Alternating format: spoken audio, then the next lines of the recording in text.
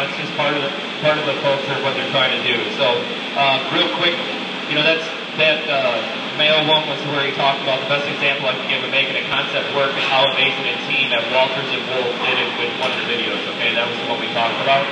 Also, last night we had a situation of overproduction. Okay, and I want to make sure to understand how we talked about how it all gets handled. So, just because one person doesn't shut a press down, we ran 8 hours over, right?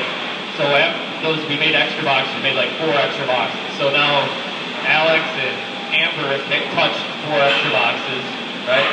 So they had to inspect 4 boxes. We had to put the report in for more parts because we have more tickets. Now we're handling 4 tickets instead of 1 ticket. Now Keith and Robin got to move 4 boxes instead of 1 box, okay?